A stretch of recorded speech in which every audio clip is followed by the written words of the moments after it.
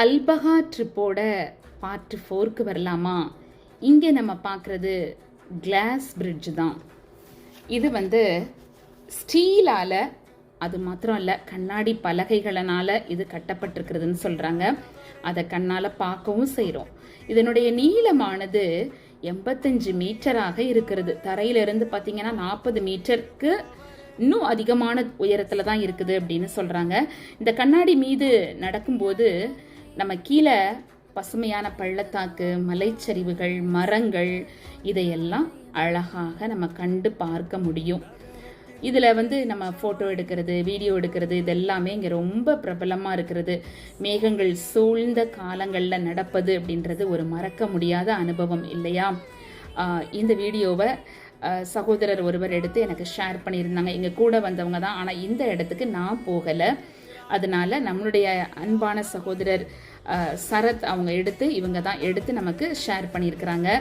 இதை தான் உங்களுக்கு நான் காட்ட ஆசைப்படுறேன். மலையின் மடியில் மேகம் ஆடுமாம், மனதை மயக்கும் குளிர்காற்று வீசும், கண்ணாடி பாலம் கனவை போல, காலடி ஒவ்வொன்றும் தைரியம் சொல்லும், தொங்கு பாலம் துள்ளி ஆடும், தொலைவில் பசுமை பாடல் ஆடும், இயற்கை எழுதிய ஒரு ஓவியம் இது, இறைவன் படைத்த அற்புதம் இது, அல்பஹா நம்மை அழைக்கிறது, அமைதியை அனுபவிக்க நீங்களும் வாருங்கள்.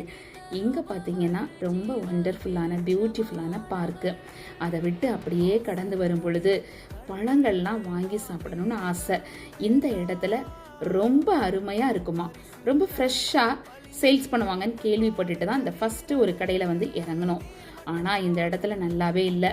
சரின்ட்டு அப்படியே திரும்பவும் நாங்கள் என்ன பண்ணியாச்சு, இன்னொரு கடைக்கு போகலாம் அப்படின்ட்டு ஆண்டி வேலை இதை எடுத்தது தான்.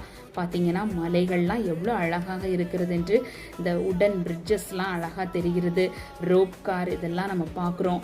அவ்வளவு அழகான ஒரு அந்த மலை சார்ந்த அந்த இடங்களை பார்க்கும் பொழுது ரொம்ப பியூட்டிஃபுல்லாக இருந்துச்சு.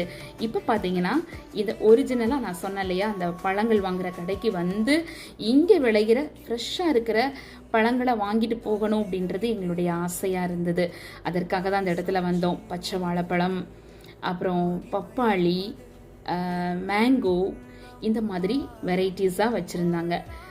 ரொம்ப டேஸ்ட்டாக இருந்ததுங்க. இங்கே வாங்கிட்டு போனோம் நாங்கள். பழங்கள் எல்லாம் ரொம்ப டேஸ்ட்டாக இருந்தது.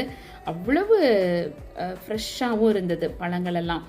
நான் பார்த்தீங்கன்னா அங்கே கூட இந்த மாதிரியான பேஸ்கெட் எல்லாம் அங்கே வீவ் பண்ணி வச்சுருந்தாங்க. அங்கே ஹேட்ஸ் வச்சுருந்தாங்க. இந்த பியூட்டிஃபுல்லான பேஸ்கெட்ஸ் இருந்தது.